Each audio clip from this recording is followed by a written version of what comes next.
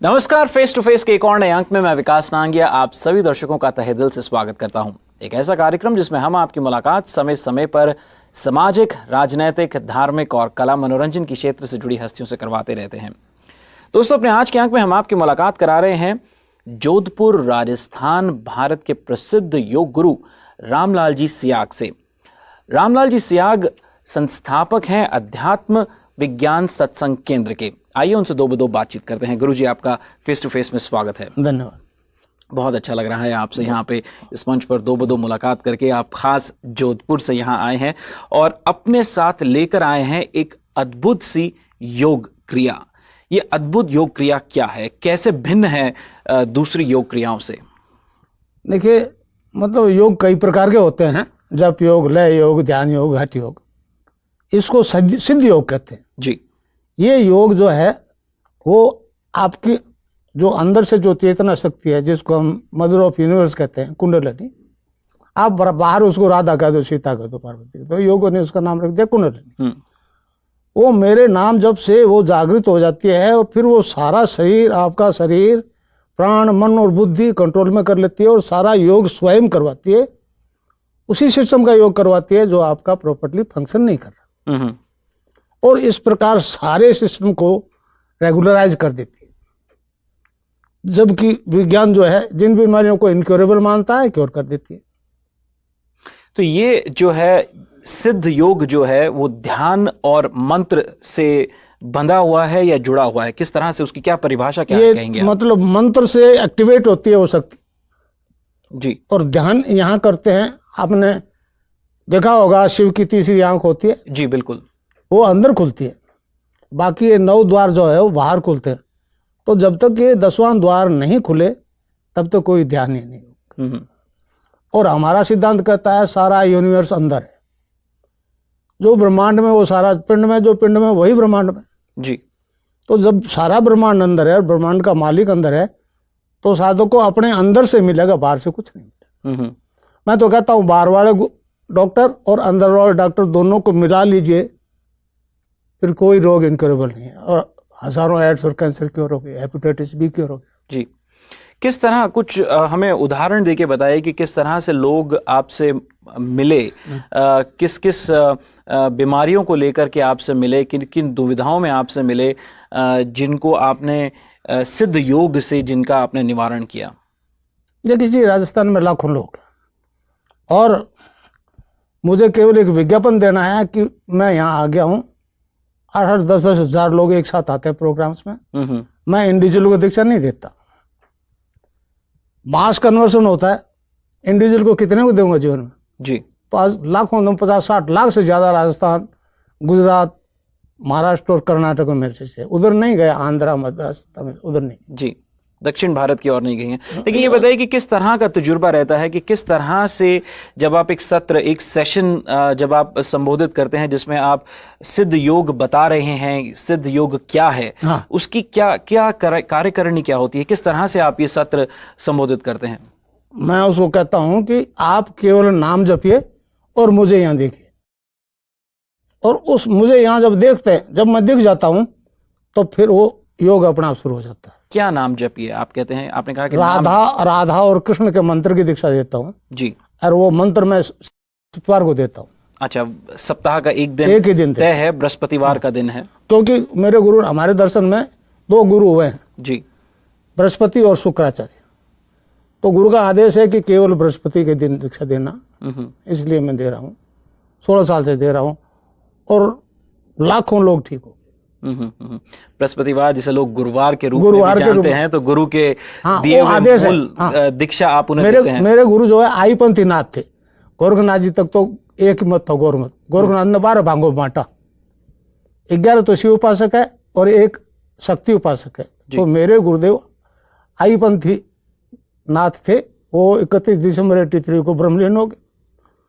हरियाणा में अस्तरबोर में उनका हेडक्वार्टर। ये बताइए कि जब एक सेशन में आप, जब आप एक शिविर में हैं, आप उस शिविर में हजारों लोग बैठे हुए हैं या कुछ 100 लोग बैठे हुए हैं जिनको आप क्योर करने का प्रयास कर रहे हैं सिद्ध योग द्वारा, तो सभी के लिए क्या वो एक ही मंत्र होता है या सबके लिए अलग अलग मंत्र होते हैं? देखिए, ईश्वर एक है और मंत्र एक है। हम्म। समझे नहीं समझे? सभी के लिए कोई अलग मंत्र नहीं है, भगवान का नाम ही जपना होता है। जी। और मैं नहीं कहता मैं क्योर करता हूँ, क्योर तो उसका अंदर वाला करता है, डॉक्टर। जी। मैंने कभी नहीं कहा बाहर वाले को छोड़ दो, हमेशा ये कहता हूँ बाहर वाला प्लस अंदर वाला दोनों से दोस्ती कर लो, सब रोग ठीक हो जाएंगे। मैं तो केवल उसे इंट्रोडक्शन करवाता हूँ अंदर वाले से, दोस्ती तो उसको करनी पड़ती है, तो नाम तो उसका जपना पड़ता है, उसको नहीं जपेगा कुछ नहीं। हाँ, गुरु के प्रति समर्पित श्रद्धा से। जी। जी। आपके वेस्टर्न का साइंस जो है वो तो मतलब वो दे देते हैं, वो थैंक्स दे देते हैं, भाई ठीक हो गया, लोग जी 10 लाख रुपया, फिर कोई मतलब नहीं, पार नहीं पड़ती। गुरु तो जीवन भर, और गुरु है भैया तो वो तो ओमनी प्रेजेंट। जी बिल्कुल। और नहीं तो प्रोफेशन है तो फिर लूटो को नहीं। जी जी जी। पर ये बड़ी अद्भुत सी बात है कि आप एक मंत्र देते हैं सभी के लिए, बिल्कुल, और हर एक की अपनी अलग अलग पीड़ा है, और वो हर पीड़ा जो है उस मंत्र से, जिसकी जैसी पीड़ा है वो उस तरह से पूर्ण हो जाती है, वो ठीक हो जाती है वो उस एक मंत्र से। ये कुछ चमत्कार सा लगता है, इस पर मैं चाहूंगा कुछ और रोशनी डालें आप। ये चमत्कार नहीं है भैया, चमत्कार नहीं है, ये ज्ञान जो है इस देश की देन है, भारत की। जी। आज तक सरफेस में नहीं था, अब आ गया। महर्षि अरविंद ने भविष्यवाणी किया कि हमारे ऋषियों ने जो ज्ञान प्राप्त किया था वह पुनः लौट के आना है, हमें इसका दान पूरे संसार को करना है। स्वामी विवेकानंद ने कहा है कलयुग में दान ही धर्म है। फिर दान क्या है? तो सबसे पहले अध्यात्म ज्ञान का दान, फिर विद्या दान, और फिर प्राण दान। तो मैं इस देश में दान करने आया हूं, डॉलर लेने नहीं आया। जी जी जी। लोग आते हैं डॉलर लेने, कमाते हैं खूब, धनी भी हैं, मैं जानता हूं, जिनके यहाँ मैं ठहरा हूँ, सिर्फ राजस्थान गुजरात के हैं, मगर मेरा ऑब्जेक्ट अमेरिका आना के ये नहीं। जी। गुरुदेव सियाग जी ने कहा कि वह दान रूपी ज्ञान बांटने यहां आए हैं, और इस पर हम उनसे और बातचीत करेंगे, लेकिन एक छोटे से ब्रेक के बाद।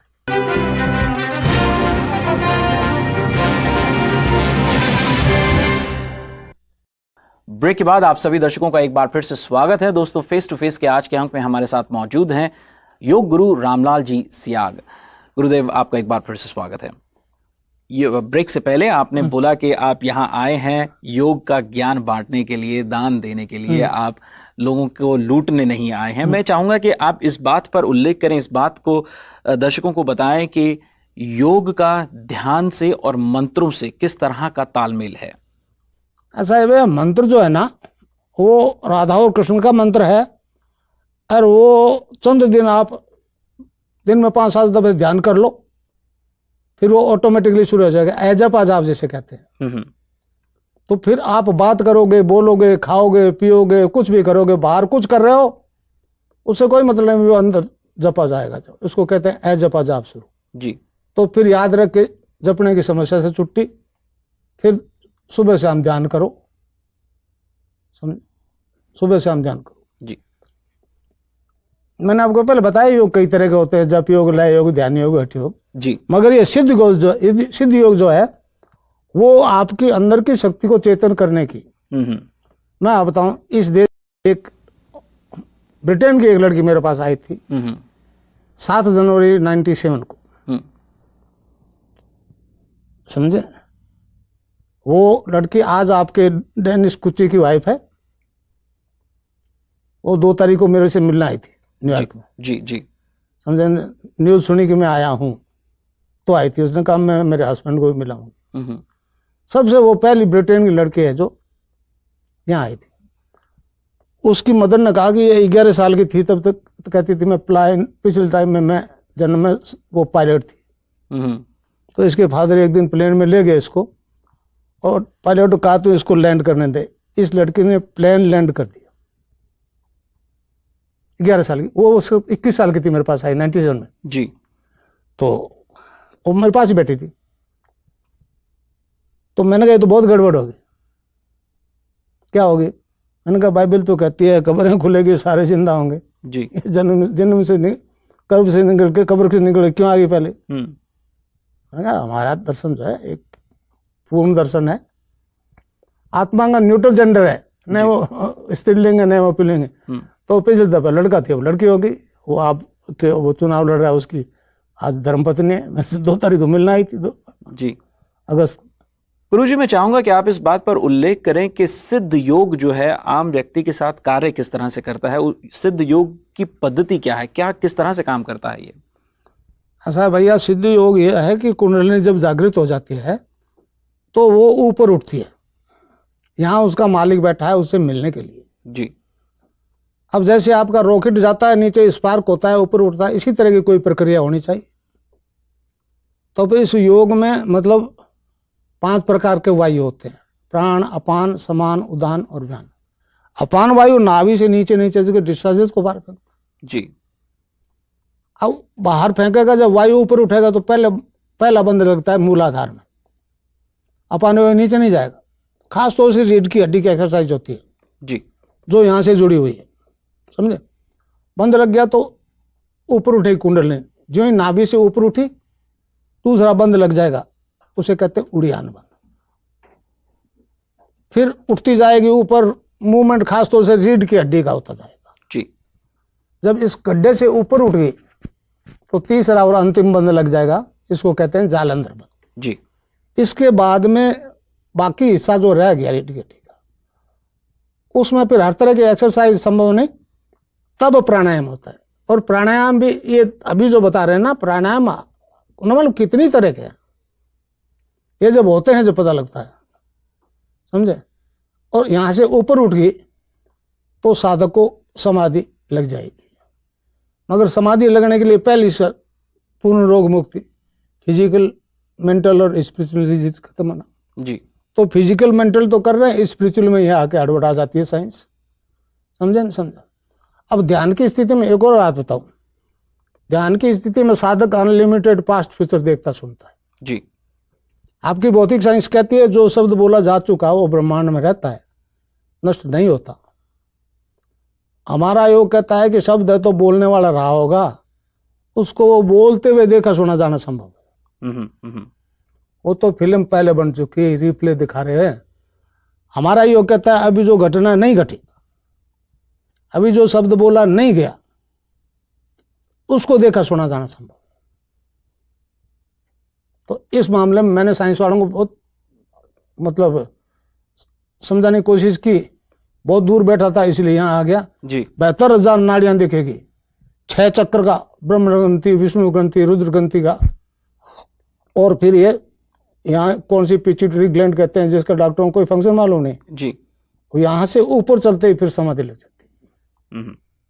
अच्छा, ये बताइए हमारे को कि अमूमन हम देखते हैं कि जब लोग, हालांकि आज के दौर में लोगों की योग के प्रति जो एक प्रतिक्रिया है वो ये है कि योग केवल व्यायाम के लिए है, एक्सरसाइजेस के लिए ही है। आपकी इस पर क्या प्रतिक्रिया? ना, व्यायाम से योग का कोई लेना नहीं है। ऐसे तो ऑर्थोपेडिक सर्जन जो फिजियोथेरेपी देता है वो ज़्यादा करेक्ट है भाई। ये जो मैं नहीं कहना चाहता था, मगर आपने जो पूछ लिया, तो जो प्राणायाम करवाया जा रहा है, जो उछल कूद करवाई जा रही है, उसके परिणाम लंबे दौर में बहुत खतरनाक हो गए, खासतौर से भारत में जो स्वामी जी करवा रहे हैं। तो ठीक है, पूंजीपति स्पॉन्सर करने वाले हैं, एक राजनीतिक उद्देश्य है उनका, मेरा वो नहीं। मैं तो राजनीति जानता हूँ, राजनीति जानता भाई, सीधी सी बात। आपको ऐसा लगता है कि उनके साथ जो है पूंजीपति जुड़े हुए हैं, राजनीतिज्ञ जुड़े हुए हैं, तो इसलिए वे काफी समय से पहले काफी प्रबल हो गए हैं, उनका नाम काफी हो गया है? नाम हो गया, प्रबल नहीं हो गए, नाम हो गया है, प्रबल नहीं हुए हैं। मीडिया है उनके साथ, मेरे साथ मीडिया नहीं है। फर्स्ट टाइम आप इंटरव्यू ले रहे हो, मीडिया नहीं है मेरे साथ, क्योंकि वो तो धन की, वो तो व्यवसाय है। मेरा ये मिशन है, मेरा ये व्यवसाय नहीं है। देखिए भैया, मैं इस शरीर रूपी ग्रंथ को पढ़ना सिखाता हूँ जी। किसी ग्रंथ से मुझे कुछ नहीं सीखा मैंने, और जब तक ये ग्रंथ रहेगा मेरा मिशन चलेगा इस विश्व में। अमूमन हम देखते हैं कि लोग जब योग कर रहे होते हैं, प्राणायाम करते हैं या अनुलोम विलोम प्राणायाम करते हैं, तो ओम शब्द का उच्चारण बार बार करते हैं। तो जब हम सिद्ध योग करते हैं तो क्या हम ओम का उच्चारण करते हैं या हम राधा कृष्ण के मंत्रों का उच्चारण करते हैं? ऐसा है, देखिए मैं आपको बताऊं, मुझे जो सिद्धियां हुई, पहले गायत्री मंत्र की हुई। अच्छा। वो ओम का है, ओम भूर्भुवः। जी। जब रिजल्ट आने लगा तो मुझे बड़ा आश्चर्य हुआ कि मंत्र से भी ऐसा होता है। तो फिर गुरु से कृष्ण का मंत्र लिया। पहली सिद्धि निर्गुण निराकार की थी, दूसरी सिद्धि सगुण साकार की हो गई। दोनों सिद्धियां एक ही जन्म में एक ही फिजिकल बॉडी में हो गई। ऐसा आज तक नहीं हुआ। मुझे गायत्री सिद्धि हुई, जो बहुत दार्शनिक लोग आए, मेरे को ये तो सतयुग के मानव की बात कर रहे हो आप, तो सतयुग के मानव हो गए, कलयुग नहीं फेस कर सकेगा। जी, जी। मैं नहीं समझा उस वक्त, अब समझ रहा हूँ जी। तो जब कृष्ण की सिद्धि होगी, मतलब अरविंद ने लिखा है देखिए कि ये मतलब ट्रांसफॉर्मेशन जो होगा ह्यूमन बीइंग में, उसमें दोनों सिद्धियां अगर एक ही जन्म में हो जाए, एक ही जीवन में हो जाए, तो फिर मानव मात्र का कल्याण हो गया। समझे? अब वो निर्गुण निराकार गायत्री जपते हैं, सिद्धि होती है, और जो फिजिकली बदलाव आता है वो मरने के बाद गाड़ दो या जला दो, खत्म, अगले जन्म में साथ नहीं जाता। इधर सगुण कृष्ण की आराधना की, जो चेंज आया वो गाड़ दो या जला दो अगले जन्म में। अरविंद ने कहा कि दोनों सिद्धियां अगर एक ही फिजिकल बॉडी में, एक ही मनुष्य में हो जाए, तो फिर समस्या का समाधान हो गया। तो ये परिवर्तन इनोसेंट वे में आ गया भाई मेरे में। मैं जो आज हूं चाहकर नहीं बनना चाहता था कत्ती, मैं भी बड़ा ईगो वाला आदमी था। जी, जी, जी। योग की यही खास बात है कि वो आदमी में जो है आत्मविश्वास, संकल्प और जो है उसके अंदर एक विनम्रता ले आता है, और वही विनम्रता मैं आप में भी देख रहा हूँ। अच्छा, एक और बताऊं मैं आपको, शायद जाने, इसमें एक मुद्रा लगती है, उसको कहते हैं खेचरी मुद्रा। खेचरी मुद्रा क्या है वो? जीभ पीछे खंसती है, अपना आप खंसती। जो योग होगा आप कुछ नहीं करोगे, खेचरी भी अपना आप होगी। जीभ पीछे खंसती है, सख्त होकर तालू में धस जाती है ऊपर, और वहां से एक पर्टिकुलर पॉइंट को दबाते, वहां से एक रस टपकता है। उसको हमारे ऋषियों ने अमृत कहा है। गोरखनाथ जी ने कहा है, गगन मंडल में ऊंधा कुआ, ता अमृत का वासा, सुगरा होवे भर भर पीवे, निगुरा जाए प्यासा। तो उसको अगर वो अमृत है तो फिर अमर हो गया। एक तो मरना पड़ेगा, दोबारा जन्म नहीं लेगा, क्योंकि अमर हो गया, जन्म मरण के साइकिल से छूट जाएगा। जी, जी। उसको नेक्टर कहते हैं शायद आपकी अंग्रेजी भाषा। जी। वो मेरे तो लाखों से वो केचरी लग रही।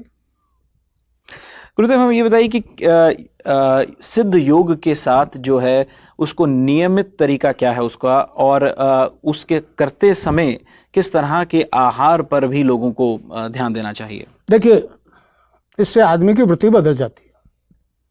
आहार तो अंदर से छूटता है, अंदर डिमांड जब खत्म हो जाएगी तो सप्लाई नहीं करनी पड़ेगी। आपके जितने भी नशे, मीट, शराब, ये वो, साइंस नहीं छुड़ाती जी, मतलब वो साइकोलॉजिकली ट्रीट करती है। मैंने वैसे वो कहते कहा ये पैरासाइकोलॉजी और होती है, उसने कहा जी लेबोरेटरी में रिजल्ट दिला दो। तो आदमी की 3 वृत्तियां होती है, जब वृत्ति बदल जाती है तो अंदर से डिमांड खत्म हो जाती है। मैं डॉक्टर को कहता हूँ कि वो हजारों का अफीम छूट गया, हीरोइन छूट गई, तो वो कहते हैं जी गुरुजी एक बात बता दो, शिष्य बहुत है, 100 शिष्य मेरे डॉक्टर, कि अफीम तो छूट गया मगर आफ्टर इफेक्ट्स कहाँ गए?